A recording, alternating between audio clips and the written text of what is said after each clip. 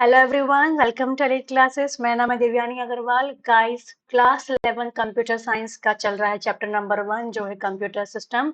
और इसका आज हम लास्ट टॉपिक डिस्कस करने वाले हैं, वो है ऑपरेटिंग सिस्टम। इसके जो भी प्रीवियस लेक्चर्स थे वो उसकी लिंक आपको डिस्क्रिप्शन बॉक्स में मिलेगी। हमने सारे टॉपिक कवर करे हैं, तो आप डिस्क्रिप्शन बॉक्स में जाइए, आप सारे टॉपिक देख सकते हैं जो जो हमने इस चैप्टर में कवर किए हैं।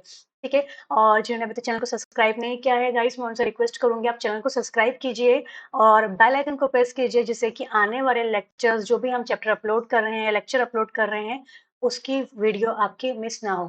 ठीक है गाइस, चलिए तो स्टार्ट करते हैं आज का हमारा लास्ट टॉपिक चैप्टर 1 का जो है ऑपरेटिंग सिस्टम। चलिए तो स्टार्ट करते हैं। सबसे पहले समझते हैं कि ऑपरेटिंग सिस्टम क्या होता है।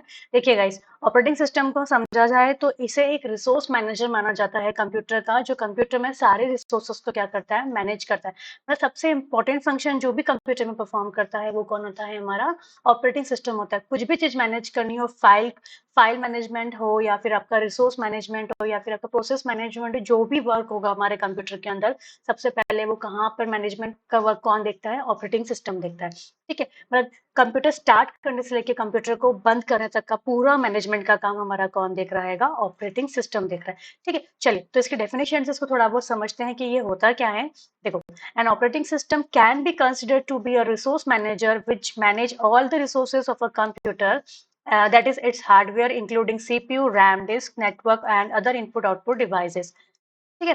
मतलब सारी चीजें क्या है, इसको एक रिसोर्स मैनेजर की तरह माना गया है, जो कि क्या करेगा, कंप्यूटर के जितने भी रिसोर्सेस है सबको मैनेज करने का काम कौन करता है, हमारा ऑपरेटिंग सिस्टम करता है। मतलब इसमें हार्डवेयर भी इंक्लूड होते हैं, आपके सीपीयू भी आ जाएगा, रैम भी आ जाएगा, जितनी भी डिस्क है, नेटवर्किंग डिवाइसेस है, इनपुट आउटपुट डिवाइसेस है, सभी चीज को मैनेज करने का काम कौन कर रहा है, हमारा ऑपरेटिंग सिस्टम करता है। ठीक, तो ऑपरेटिंग सिस्टम के कुछ पॉपुलर एग्जाम्पल से वो देखते हैं हमारे। विंडोज का नाम तो सभी ने सुना ही होगा। ठीक, तो सबसे पहले एग्जाम्पल देखें पॉपुलैरिटी में, सबसे पहले होता है विंडोज, फिर है लिनक्स, फिर एंड्रॉइड, फिर मैकिन्टोश, ऐसे करके अलग अलग हमें ऑपरेटिंग सिस्टम्स प्रोवाइड किए गए हैं। ठीक, आजकल यूनिक्स भी होता है। ठीक है, उसके बाद मैकिन्टोश भी होता है। कुछ मोबाइल एप्लीकेशंस के लिए भी हमारे, जैसे एंड्रॉइड हो गया तो मोबाइल के लिए हमारा क्या हो गया, अगर पर्टिकुलर मोबाइल की बात करें तो मोबाइल पे ज्यादातर भी तो आजकल एंड्रॉइड चलता है। ठीक है, और इसके अलावा मैकिन्टोश हो गया, फिर आईओएस हो गया। अगेन हम फोन की बात करें तो फोन के और हमारे डेस्कटॉप के लिए अलग अलग तरह के ऑपरेटिंग सिस्टम्स हमें प्रोवाइड किए गए हैं। ठीक है, चलिए आगे देखते हैं इसमें। अब हमारा ऑपरेटिंग सिस्टम लाने का ऑब्जेक्टिव क्या है। ठीक, तो सबसे पहले देखो कि इसके हमारे मेनली दो ऑब्जेक्टिव है ऑपरेटिंग सिस्टम को प्रोवाइड करने के। ठीक, तो सबसे पहले क्या है, the first is to provide services for building and running application program. सबसे पहले क्या है इसका मेन ऑब्जेक्टिव प्रोवाइड करने का, कि हमें जो भी एप्लीकेशन प्रोवाइड किए गए हैं, एप्लीकेशन दी जाती है, एप्लीकेशन जो भी प्रोग्राम हमारे होते हैं, उन्हें बिल्ड करना, बनाना या फिर उन्हें रन करना। तो उन्हें रन करने के लिए या बिल्ड करने के लिए हमें किसकी नीड पड़ती है, सबसे पहले ऑपरेटिंग सिस्टम की, क्योंकि ये सारे एप्लीकेशन प्रोग्राम ऑपरेटिंग सिस्टम के ऊपर ही रन होते हैं और ऑपरेटिंग सिस्टम्स के ऊपर ही बनाए जाते हैं। ठीक है, तो जब भी कोई एप्लीकेशन प्रोग्राम को रन करने की नीड होती है, when an application program needs to be run, it is the operating system which load the program into memory and allocate it to the CPU for execution। तो ये operating system का काम होता है कि वो, अगर ये नहीं होगा, ऑपरेटिंग सिस्टम नहीं होगा, तो हमारा प्रोग्राम भी रन नहीं करेगा। क्यों रन नहीं करेगा, क्यों, क्योंकि ऑपरेटिंग सिस्टम ही होता है जो प्रोग्राम को मेमोरी के अंदर लोड कराता है एंड सीपीयू में उसको एलोकेशन देता है, जिससे कि सीपीयू उसको एग्जीक्यूट कर सके। तो ये पूरा काम कौन देखता है, ऑपरेटिंग सिस्टम ही देखता है। ठीक है, तो जब हमारे पास मल्टीपल एप्लीकेशंस आते हैं जिनको रन करने की नीड होती है, तो वहां पर भी हमारा एग्जीक्यूशन कौन डिसाइड करता है, ऑपरेटिंग सिस्टम ही डिसाइड करता है कि हमें पहले किसको, कौन से प्रोग्राम को कब एग्जीक्यूट करना है। प्रायोरिटी भी वो भी हमारा ऑपरेटिंग सिस्टम में डिसाइड करता है। ठीक, तो एप्लीकेशन प्रोग्राम्स आएंगे तो उनको मेमोरी में लोड कराने का काम, उसके बाद सीपीयू में उसको जगह दिलाने का काम कौन करता है, जिससे कि उसको एग्जीक्यूट कर सके, कौन करेगा, ऑपरेटिंग सिस्टम करता है। ठीक है, और अगर मल्टीपल प्रोग्राम्स भी आ जाएंगे उसके पास, तो वहां पर उनकी प्रायोरिटी डिसाइड करना कि कौन कौन से प्रोग्राम को कब एग्जीक्यूट कराना है, किसको मेमोरी में लोड कब कराना है, किसको सीपीयू का एग्जीक्यूशन दिलवाना है, वो सारा डिसाइड कौन करता है, ऑपरेटिंग सिस्टम करता है। ठीक है। नेक्स्ट अगर इसके ऑब्जेक्टिव की बात करते हैं तो सेकेंड ऑब्जेक्टिव जो होता है अपना ऑपरेटिंग सिस्टम का वो है is to provide an interface to the user through which user can interact with the computer. तो ये यूजर के लिए भी सबसे मेन ऑब्जेक्टिव एक मेन रोल परफॉर्म करता है क्या कि हमें एक ऐसा बोल सकते हैं कैसा इंटरफेस प्रोवाइड किया जाता है ऑपरेटिंग सिस्टम कि हम जिससे कंप्यूटर से इंटरेक्ट कर सके। तो हमें एक इंटरफेस प्रोवाइड करने का काम भी कौन कर रहा है? ऑपरेटिंग सिस्टम प्रोवाइड कर रहा है। क्यों? क्योंकि यूजर क्या करेगा कंप्यूटर से इजीली इंटरेक्ट कर सके तो वो इंटरफेस हमें कौन दे रहा है? ऑपरेटिंग सिस्टम दे रहा है। ठीक। User interface is a software component which is a part of operating system and whose job is to take command or input from a user for the operating system to process। देखो हो क्या रहेगा कि user interface होता क्या है? तो एक अगेन एक सॉफ्टवेयर कंपोनेंट है जो क्या होता है हमारे ऑपरेटिंग सिस्टम का पार्ट होता है। ठीक है। यूजर इंटरफेस अगेन हमारा एक सॉफ्टवेयर कंपोनेंट है जो ऑपरेटिंग सिस्टम का पार्ट होता है। उसका काम क्या होता है? उसका जॉब क्या होता है कि वो कमांड देगा या फिर इनपुट्स देगा। कहाँ से? यूजर से लेगा जिससे कि ऑपरेटिंग सिस्टम क्या कर सके? प्रोसेस को दे सके। ठीक है। जिससे कि ऑपरेटिंग सिस्टम क्या कर सके? प्रोसेस कर सके। ठीक। तो whose job is to take commands और inputs from a user. User से वो कमांड्स लेना, वो यूजर इंटरफेस का काम है। यूजर से वो क्या करेगा? वो कमांड्स लेगा या इनपुट्स लेगा जिससे कि ऑपरेटिंग सिस्टम प्रोसेस परफॉर्म कर सके। ठीक है। तो ये काम होता है हमारे, ये दो मेन ऑब्जेक्टिव होते हैं हमारे किसके? ऑपरेटिंग सिस्टम के। पहला तो ये कि एप्लीकेशन प्रोग्राम को रन करना या बिल्ड करने का काम भी कौन करेगा? ऑपरेटिंग सिस्टम करेगा। एंड सेकेंड मोस्ट जो मेन ऑब्जेक्टिव है इसका वो है कि ये एक इंटरफेस की तरह काम करता है यूजर और हमारे कंप्यूटर सिस्टम के बीच में। ठीक है। तो अगर ये डायग्राम से समझे तो ये ऑपरेटिंग सिस्टम है, तो ये हार्डवेयर हो गया और ये यूजर हो गया। हार्डवेयर मतलब आपका अगेन हमारा क्या हो गया? कंप्यूटर के पार्ट्स हो गए और ये हमारा ग्राफिकल जो यूजर इंटरफेस दिख रहा है वो हो गया। तो इनके बीच में भी इंटरेक्शन का काम कौन करता है? हमारा ऑपरेटिंग सिस्टम ही करता है। ठीक। चलिए आगे देखते हैं कि हमारे पास ऑपरेटिंग सिस्टम के क्या-क्या टाइप्स दिए हुए हैं। टाइप की अगर हम ऑपरेटिंग सिस्टम की बात करते हैं तो अलग-अलग यूजर इंटरफेस के अकॉर्डिंग हमें अलग-अलग तरह मतलब अलग-अलग तरह के यूजर इंटरफेस प्रोवाइड किए गए हैं जिनकी अलग-अलग फंक्शनैलिटीज होती हैं। ठीक है। अलग-अलग तरह की यूजर इंटरफेस है तो देखते हैं कौन-कौन से यूजर इंटरफेस हमें प्रोवाइड किए गए हैं अभी तक ऑपरेटिंग सिस्टम के थ्रू। तो वो सबसे पहले होता है कमांड बेस्ड इंटरफेस, फिर होता है graphical user interface, touch based interface, voice based interface और जेस्चर बेस्ड इंटरफेस। ये हमें कुछ यूजर इंटरफेस प्रोवाइड किए गए जिससे हम मेनली देखा जाए तो कंप्यूटर के थ्रू कंप्यूटर से इंटरेक्ट करते हैं इन इंटरफेसेस का यूज करके। ठीक। तो इनको वन बाय वन डिस्कस करते हैं कि इन ये सारी चीजें हैं क्या। ठीक है। चलें सबसे पहले स्टार्ट करते हैं कमांड बेस्ड इंटरफेस से। कमांड बेस्ड इंटरफेस की बात करें तो देखो इसमें क्या होता है? कमांड बेस्ड मतलब ये ऐसा इंटरफेस है जहां पे हमें कमांड देकर इंटरेक्शन करना पड़ेगा या इंटरेक्ट करना पड़ेगा कंप्यूटर से। ठीक। तो कमांड बेस्ड इंटरफेस की बात करते हैं तो ये क्या होता है? Require a user to enter the commands to perform different task like creating, opening, editing और डिलीटिंग अ फाइल। मतलब अगर मुझे कोई फाइल भी सिंपल सी ओपन करवानी है कंप्यूटर से तो मैं क्या करूंगी?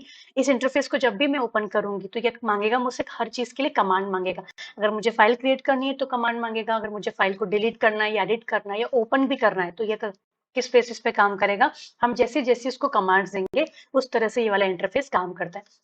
ठीक है। तो हमें क्या है हर बार कुछ भी प्रोग्राम्स अगर ओपन करवाने हैं तो हर प्रोग्राम के लिए हमें कुछ स्पेसिफिक कमांड याद करना पड़ना पड़ेगी। तो ये एक रिक्वायरमेंट होती है इस इंटरफेस के साथ। तो user has to remember the names of all such program और specific commands which is operating system supports. मतलब क्या है कि हमें जब भी ऐसे ऑपरेटिंग सिस्टम से हम इंटरेक्ट कर रहे हैं जहाँ पे जिसका इंटरफेस कमांड बेस्ड इंटरफेस है तो हमें क्या है वो हमें सारी स्पेसिफिक कमांड्स या कुछ भी प्रोग्राम्स होंगे उस इंटरफेस से रिलेटेड वो हमें याद रखने की जरूरत पड़ेगी। ठीक है। The primary input device used by user for command based interface is the keyboard. अब यहाँ पे हम इनपुट डिवाइस की बात करते हैं तो अगर कमांड बेस्ड इंटरफेस में जो हम इनपुट डिवाइस मेनली यूज किया जाता है वो कौन सा होता है? हमारा कीबोर्ड, क्योंकि हम कीबोर्ड से ही यहाँ पे सिर्फ कमांड दे सकते हैं। उसके बाद अगर ये ऐसा इंटरफेस है तो ये लेस इंटरेक्टिव है हमारे लिए, बहुत कम ऑफन लेस इंटरेक्टिव है and usually allows the user to run a single program at a time. और ये क्या करेगा? एक बार में एक ही प्रोग्राम को क्या करेगा? अलाउ करता है यूजर को कि वो रन कर सकता है। ठीक। लेस इंटरेक्टिव तो हो ही गया क्योंकि यहाँ पे क्या हमें हर बार कमांड देना है तो उसके थ्रू तो हम कमांड देंगे तो वो इंटरेक्ट करेगा, अदरवाइज उनकी तरफ से हमें कोई भी रिस्पॉन्स इजीली जनरेट नहीं किया जाएगा। करते हैं कि प्रोग्राम रन करने की तो ये एट अ टाइम एक ही प्रोग्राम को रन करेगा। ठीक है। उसके बाद अगर देखें कि एग्जाम्पल्स क्या-क्या होते हैं ऐसे ऑपरेटिंग सिस्टम के तो कमांड बेस्ड इंटरफेस के एग्जाम्पल अगर हम देखें तो एमएस डॉस जो हम जनरली यूज करते हैं और यूनिक्स इसके मेनली इंटरफेस जो हम देखें, जो कमांड बेस्ड इंटरफेस होते हैं वो कौन से होते हैं, MS DOS होता है और एक यूनिक्स होता है। ठीक है, तो यहाँ डायग्राम में आप देख सकते हो ये MS DOS का ही एग्जाम्पल है। यहाँ पे हम कमांड लिखेंगे, यहाँ पे C:/ करके लिखा हुआ है। हम ये C ड्राइव पर मेनली बात करते हैं यहाँ पे। तो यहाँ जो भी कमांड लिखेंगे उस हिसाब से यहाँ पे ये वाला इंटरफेस हमें उस तरह से जनरेट करते जाता है आउटपुट। ये उस तरह से हमसे कम्युनिकेट करेगा, जैसे जैसे हम कमांड देंगे वैसे वैसे ही हमसे कम्युनिकेट करेगा। तो ये था हमारा कमांड बेस्ड इंटरफेस। ठीक, चलिए नेक्स्ट देखते हैं इसमें क्या है। ठीक है, नेक्स्ट हमारे पास क्या है, ग्राफिकल यूजर इंटरफेस। देखो इसको समझते हैं।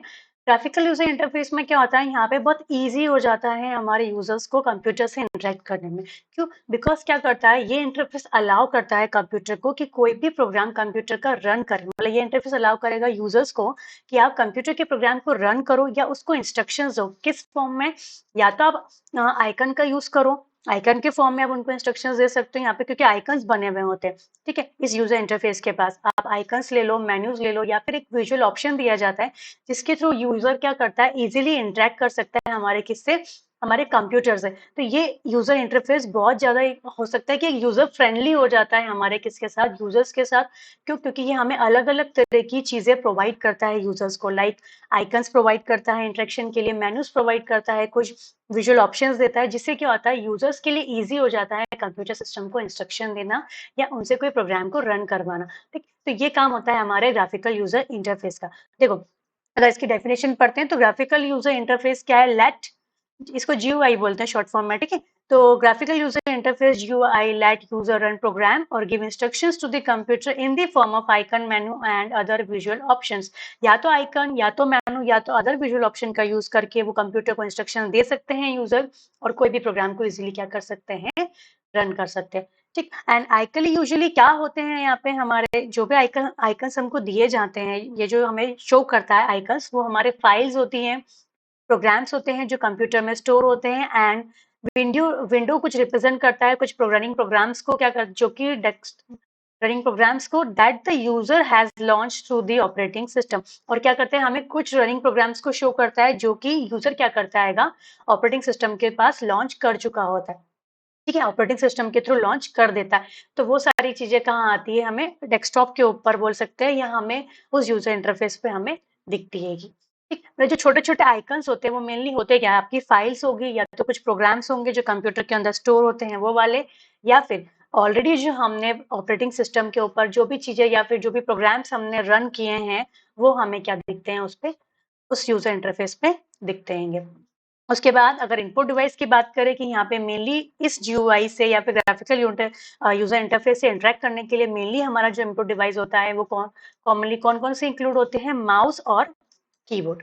ठीक है, इन दो का मेनली यूज किया जाता है हमें ग्राफिकल यूजर इंटरफेस से इंटरेक्ट करने के लिए। ठीक, उसके बाद इसके एग्जांपल्स की बात करते हैं तो ऑपरेटिंग सिस्टम जो GUI इंटरफेस के साथ प्रोवाइड किए गए हैं वो कौन कौन से हैं, माइक्रोसॉफ्ट विंडोज जो आप सभी ने देखा ही होगा, Ubuntu, Fedora, Macintosh and many others. And इसके इनके ही अंदर आपको मेनली GUI दिखता है। ठीक, तो जैसे ये एग्जांपल लूँ तो अगेन विंडोज के एग्जांपल है, यहाँ पे छोटे छोटे बॉक्स दिख रहे हैं, ये हमें क्या है, दिए गए हैं आइकन्स दिए हैं जिनसे हम क्या कर सकते हैं, हमारे ये एक यूजर इंटरफेस है किसका, विंडोज का, जिससे यूजर इजीली क्या कर सकता है, इंटरेक्ट कर सकता है। क्यों? क्योंकि ये आइकन्स बने हुए हैं और आइकन से इंटरेक्ट करना इजी हो जाता है। उसके बाद यहाँ पे सारे आपको प्रोग्राम्स दिखते हैं जो कंप्यूटर के अंदर ऑलरेडी क्या है, स्टोर्ड है। ठीक, उसके बाद हमें कुछ रनिंग प्रोग्राम्स भी नीचे दिखाई दिए जाते हैं यहाँ पे कि हमने जो ऑलरेडी प्रोग्राम लॉन्च कर दिए गए, तो वो सारे प्रोग्राम्स भी हमें क्या दिखेंगे, इसी GUI के ऊपर रिप्रेजेंट किए जाते हैं। ठीक, तो ये था हमारा ग्राफिकल यूजर इंटरफेस जिसने थोड़ा इजी कर दिया, मतलब एक तरह से इजी भी हो गया यूजर के लिए हमारे कंप्यूटर से इंटरेक्ट करने के लिए। ठीक, आगे चलते हैं। आगे हमारे पास नेक्स्ट है टच बेस इंटरफेस। ठीक, अगर टच बेस इंटरफेस की बात करें तो यहाँ पे जो भी स्मार्टफोन्स, टैबलेट, PC आज के टाइम पे हम देखते हैं, तो उन सब में जो भी हमें इंटरफेस मिलता है वो टच बेस इंटरफेस ही मिलता है। वहाँ पे हम क्या करते हैं, फिंगर्स के थ्रू हम उस इंटरफेस से कम्युनिकेशन कर सकते हैं या फिर हमारे इंटरेक्शन परफॉर्म कर सकते हैं। ठीक, तो जो आजकल के स्मार्टफोन है, टैबलेट है, PC है, वो अलाउ करती है यूजर को to interact with the system simply using the touch input. Touch input का यूज करके हम क्या कर सकते हैं, उस इंटरफेस से मतलब उस डिवाइस से कम्युनिकेट कर सकते हैं। So using the touch screen or a user provide input to the operating system which are interpreted by the OS as command like opening an app, closing an app, dialing a number, scrolling app across app, etc. तो हम mainly OS से यहाँ पे जब भी interact करते हैं या कुछ भी ऑपरेटिंग सिस्टम को हम हमारे टच स्क्रीन का यूज करके इनपुट देते हैं, तो वहाँ पे OS उससे क्या करता है, एक कमांड की तरह लेता है, उसे कमांड की तरह इंटरप्रेट करता है, जिससे क्या कि उसे कमांड दी गई है, इसे क्लिक किया तो उसे समझ में आएगा कि हमें ऐप को ओपन करना है, ठीक है। अगर क्लोज बटन को दबाया तो समझेगा कि ऐप को क्लोज करना है, तो वो हमारे जो भी टच के थ्रू हम फिंगर टच के थ्रू जो भी हम उसको इनपुट देते हैं, तो वो उसे एज अ कमांड लेता है उस GUI उस इंटरफेस पे परफॉर्म करने की, ठीक है। इसके बाद पॉपुलर अगर हम एग्जांपल्स की बात करें तो मेनली पॉपुलर एग्जांपल्स कौन-कौन से ऑपरेटिंग सिस्टम के जो टच बेस के साथ हमें प्रोवाइड किए गए हैं, तो अगेन एंड्रॉयड एंड iOS, क्योंकि मैंने बताया कि अलग-अलग डिवाइसेस के लिए, लाइक अगर हमारा डेस्कटॉप का है तो डेस्कटॉप के लिए अलग हमारे पास ऑपरेटिंग सिस्टम है, हमारे मोबाइल फोन से तो उनके लिए अलग ऑपरेटिंग सिस्टम है, ठीक। तो एंड्रॉयड और iOS हमें क्या है, एक ऐसे इंटरफेस प्रोवाइड करते हैं जो टच बेस होते हैं, ठीक। उसके बाद विंडोज 8.1 एंड 10 ऑल्सो हमें टच बेस इंटरफेस प्रोवाइड कर सकते हैं, या फिर टच स्क्रीन डिवाइसेस के ऊपर, जैसे विंडोज 8.1 और 10 की बात करें तो मेनली आईपैड में आपको ये सारे सपोर्टेड आपको ऑपरेटिंग सिस्टम ऐसा इंटरफेस प्रोवाइड कराएंगे हमारे मेनली किन पे, टच स्क्रीन पर, जहाँ पे टच स्क्रीन हमको मिलेगी उस पर, ठीक। मेनली आईपैड्स हो गए, उन पे भी आपको ये देखने को मिलेगा, ठीक है। चलिए आगे देखते हैं, आगे नेक्स्ट हमारे पास है वॉइस बेस्ड इंटरफेस। अब कुछ ऐसे हमारे पास ऑपरेटिंग सिस्टम होते हैं जिनका इंटरफेस हमें मेनली कैसा मिलता है, वॉइस बेस्ड मिलता है। तो जो भी मॉडर्न कंप्यूटर्स आ रहे हैं उन्हें डिजाइन किया गया है to address the need of all type of user including people with special needs and people who want to interact with the computer और smartphones while doing some other task, ठीक। तो आजकल के मॉडर्न कंप्यूटर्स क्या कर रहे हैं, हमें ऐसे डिजाइन प्रोवाइड करते हैं जिससे कि हम यूजर क्या कर सके, सारी यूजर के सारे टाइप की नीड्स पूरी हो सके, इंक्लूडिंग कोई स्पेशल नीड्स है लोगों की, वो भी इवन कंप्यूटर से इंटरेक्ट करना चाहते हैं, स्मार्टफोन से इंटरेक्ट करना चाहते हैं जब वो दूसरा काम कर रहे हो तब भी, ठीक। तो आजकल कंप्यूटर को, मॉडर्न कंप्यूटर्स हमें ये भी नीड्स प्रोवाइड किया जाते हैं कि अगर हम कोई दूसरा काम भी कर रहे हैं, तो हमारा कोई अगर कोई दूसरा काम करना चाहते हैं, पैरेलल कोई वर्क करना चाहते हैं, तो वो भी हमारी सारी नीड पूरी हो सके, ठीक। तो ऐसे यूजर्स जो कि क्या इनपुट डिवाइस लाइक माउस और कीबोर्ड और टच स्क्रीन को यूज नहीं करना चाहते हैं, तो मॉडर्न ऑपरेटिंग सिस्टम में हमें क्या किया है, अदर मीन भी प्रोवाइड करा है जिससे कि हमारा ह्यूमन कंप्यूटर इंटरेक्शन रुके ना, ठीक है। तो उसके लिए हमें क्या किया है, तो आजकल लोग क्या करते हैं, वॉइस बेस्ड कमांड का यूज करते हैं जिससे कि वो कंप्यूटर से अपना डिजायर्ड वे में वर्क करा सके, ठीक।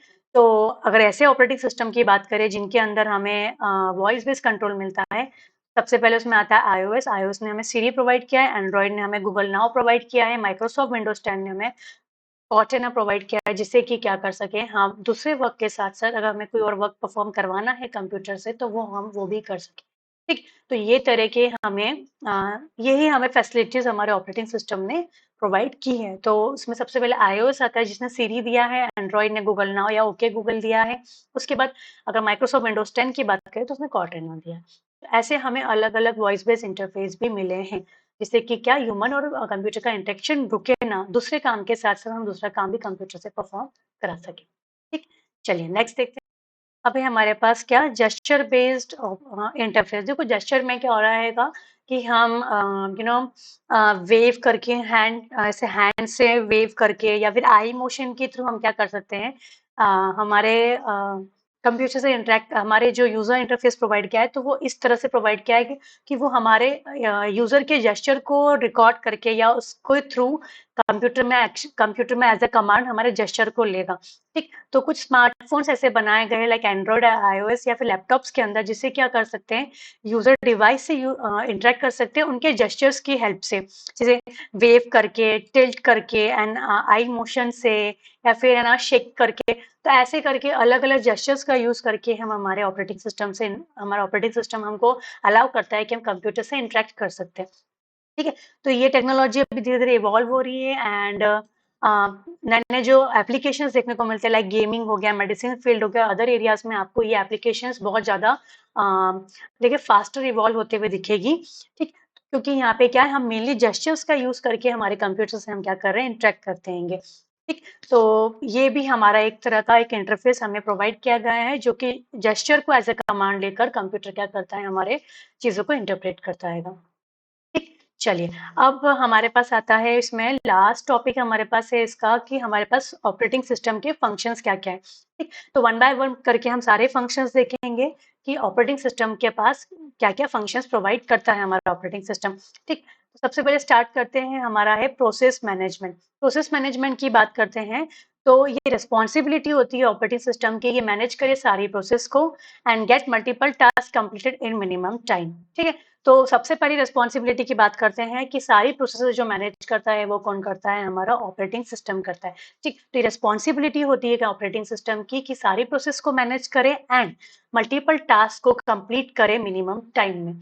तो ये सबसे पहला फंक्शन होता है हमारे किसका, ऑपरेटिंग सिस्टम का, काय का, प्रोसेस मैनेजमेंट का। अब प्रोसेस मैनेजमेंट करता कैसे है कि सीपीयू के पास क्या होता है, सबसे मेन रिसोर्स हमारा कौन होता है कंप्यूटर सिस्टम के पास, सीपीयू, ठीक? और यहाँ पे क्या होता है, जितनी भी प्रोसेस आती है तो वो सीपीयू को हमको क्या करना पड़ती है, एलोकेट करना पड़ती है जिससे कि वो उसको एग्जीक्यूट कर सके। तो ये वाली सर्विस प्रोवाइड करना, तो it's allocation among process in the most important service of the operating system. क्या कि सारी प्रोसेस को एलोकेट कराना, किसको, सीपीयू को कराना, जिससे कि वो उसे पर्टिकुलर या रिक्वायर्ड टाइम में क्या कर सके, कंप्लीट कर सके। वो काम किसका होता है, ऑपरेटिंग सिस्टम का, कि वो सारी प्रोसेस को किसको देगा, सीपीयू को देगा, जिससे कि वो क्या करे, उन प्रोसेस को क्या कर सके, उनके टास्क को कंप्लीट कर सके, ठीक? तो प्रोसेस मैनेजमेंट का मेनली कंसर्न क्या होता है, the process management concern the management of multiple process, allocation of required resources and exchange of information among process, ठीक है? तो प्रोसेस मैनेजमेंट में क्या-क्या चीजें इंक्लूड हो रही है हमारी, सबसे पहले तो मल्टीपल प्रोसेस को मैनेज करना, ये काम ऑपरेटिंग सिस्टम का हो गया। उसके बाद जो भी रिसोर्सेस की रिक्वायरमेंट है वो अलोकेट करवाना सारी प्रोसेस को, ये भी अगेन किसका काम हो गया, ऑपरेटिंग सिस्टम का। उसके बाद अगर कोई दो प्रोसेस चल रही है और उनके बीच में कोई इन्फॉर्मेशन को एक्सचेंज कराना है तो वो भी काम किसका हो गया, हमारे ऑपरेटिंग सिस्टम का। तो प्रोसेस मैनेजमेंट से रिलेटेड जितने भी काम होंगे, प्रोसेस मैनेजमेंट से रिलेटेड जितने भी काम होंगे, सारे कौन परफॉर्म करता है, हमारा ऑपरेटिंग सिस्टम। सीपीयू से अलोकेट कराने तक, बीच में दो प्रोसेस के बीच में कम्युनिकेट कराना, उसके बाद उन्हें रिसोर्स अलोकेट कराना, मल्टीपल प्रोसेस को मैनेज करना, ये सारे काम कौन देखता है, हमारा ऑपरेटिंग सिस्टम। किसके अंदर देखता है, प्रोसेस मैनेजमेंट के अंदर, ठीक है? तो पहला फंक्शन जो था वो था प्रोसेस मैनेजमेंट का, और उसके अंदर भी सारी चीजें हमने देखी कि प्रोसेस मैनेजमेंट में भी सारी चीजें क्या-क्या करता है हमारा ऑपरेटिंग सिस्टम, ठीक है? चलिए आगे देखते हैं इसका नेक्स्ट फंक्शन। इसका नेक्स्ट फंक्शन है मेमोरी मैनेजमेंट का, ठीक है? चलो मेमोरी मैनेजमेंट के बारे में देखते हैं। The main task of memory management is to give, मतलब एलोकेट कराना एंड टेक, मतलब फ्री कराना मेमोरी को फ्रॉम रनिंग प्रोसेस। मतलब क्या, मेमोरी मैनेज करने का काम क्या कि जब भी कोई प्रोसेस आएगी तो उसको या तो एलोकेट कराना मेमोरी, या फिर कोई भी मेमोरी में से कोई भी स्पेस को फ्री कराने का काम क्या कहलाता है, हमारा मेमोरी मैनेजमेंट कहलाता है। और काय में से हम ये मेमोरी को मेमोरी किसको दे रहे हैं, किसमें से मेमोरी फ्री करा रहे हैं, तो कोई भी रनिंग प्रोसेस अगर रहती है तो कोई भी प्रोसेस को रन कराना है तो उसे मेमोरी एलोकेट कराना, और अगर कोई भी प्रोसेस कंप्लीट हो गई है तो उससे मेमोरी वापस लेने का काम क्या होता है, मेमोरी मैनेजमेंट कहलाता है। और ये काम कौन देखता है, हमारा ऑपरेटिंग सिस्टम देखता है, ठीक? तो operating system should do it without affecting other process that are already residing in the memory, and once the process is finished it is again the responsibility of the operating system to take the memory space back for reutilisation, ठीक? तो ये operating system का काम होता है कि जब भी कोई प्रोसेस को मेमोरी वो देगा, मेमोरी एलोकेट करेगा या उसको गिव मेमोरी देगा, है ना? तो ये ध्यान में रखते हुए देना चाहिए कि कोई भी अगर दूसरी प्रोसेस चल रही है तो वो बीच में क्या हो, उन पे अफेक्ट ना आए, वो उन पे अफेक्ट नहीं होना चाहिए, दूसरी प्रोसेस पे अफेक्ट नहीं होना चाहिए। उसके बाद अगर कोई भी प्रोसेस कंप्लीट हो गई है तो उस मेमोरी प्रोसेस कंप्लीट होने के बाद उसकी मेमोरी को वापस लेने का काम किसका होता है, हमारे ऑपरेटिंग सिस्टम का काम होता है, ठीक? जिससे कि वो मेमोरी वापस लेके उसे अदर प्रोसेस को वापस क्या कर सके, अलोकेट करा सके। तो ये काम होता है मेमोरी मैनेजमेंट का, किसका, ऑपरेटिंग सिस्टम का, ठीक है? तो memory management concerns with management of main memory so that the maximum memory is occupied और utilised by large number of process while keeping track of each and every location within the memory as free or occupied, ठीक है? तो memory management में क्या-क्या चीजें operating system ध्यान रखता है, तो मेनली उसका कंसर्न रहता है कि कैसा मेन मेमोरी का मैनेजमेंट चल रहा है। क्यों, मेन मेमोरी मैक्सिमम से मैक्सिमम प्रोसेस में क्या होना चाहिए, ऑक्यूपाई करना चाहिए स्पेस को, जिससे कि क्या कर सके, लार्ज नंबर ऑफ हम प्रोसेस को क्या कर सके, मेन मेमोरी के अंदर अलोकेट करा सके, जिससे कि प्रोसेस भी स्मूथ रहे। उसके बाद ये भी चीज ध्यान रखना कि कौन सी मेमोरी का कौन सी प्रोसेस को कब मेमोरी अलोकेट करनी है और कब फ्री करनी है, ये काम भी कौन ध्यान रखता है, हमारा ऑपरेटिंग सिस्टम ध्यान रखता है। तो ये मेमोरी मैनेजमेंट में काम हो गया उसका कि मेनली उसको देखना है क्या है कि कब मेमोरी उसको एलोकेट करनी है, कब मेमोरी उसको फ्री करनी है, जिससे कि बाकी प्रोसेस क्या हो, अफेक्ट ना हो, और किस अगर प्रोसेस कंप्लीट हो गई है तो उससे मेमोरी वापस लेना, जिससे कि दूसरे प्रोसेस को मेमोरी टाइम पर प्रोवाइड करा सके। और मेन काम इसका ये है कि मेन मेमोरी को मैनेज अच्छे से करना है, जिससे कि उसमें लार्ज नंबर ऑफ प्रोसेस हम क्या कर सके, फीड कर सके, जिससे कि लार्ज नंबर ऑफ प्रोसेस वहां पे क्या कर सके, एलोकेट करा सके उनको मेमोरी को, जिससे कि हमारा कंप्यूटर स्मूथली वर्क करे। ठीक है, तो ये काम था हमारा किसका, ऑपरेटिंग सिस्टम का, किसके अंदर, मेमोरी मैनेजमेंट के अंदर। ठीक, चलिए आगे देखते हैं फाइल मैनेजमेंट का काम होता है। फाइल मैनेजमेंट के अंदर बात करते हैं तो file management involves the creation, updation, deletion and protection of this files in the secondary memory. अगर सेकेंडरी मेमोरी में कोई फाइल लगी है तो वहां पे उनको क्रिएट करना, अपडेट करना, डिलीट करना और प्रोटेक्ट करने का काम कौन देखता है, ऑपरेटिंग सिस्टम देखता है। ठीक, प्रोटेक्शन एक क्रूशियल फंक्शन होता है ऑपरेटिंग सिस्टम का, क्यों, क्योंकि यहाँ पे क्या होता है, मल्टीपल यूजर्स एक्सेस करते हैं एक ही कंप्यूटर सिस्टम को, इस कारण से तो प्रोटेक्शन का काम भी कौन देखता है, हमारा ऑपरेटिंग सिस्टम। देखा, ये कभी कभी प्रोवाइड करता है, कोई भी फाइल्स को रीड ओनली कर देता है, सिर्फ राइट ओनली करता है, या किसी में सिर्फ रीड राइट दोनों फंक्शन देते हैं, तो वो भी कौन देखता है, हमारा ऑपरेटिंग सिस्टम देखता है। ठीक, तो File management system manage secondary memory while memory management system handle the main memory of a computer system।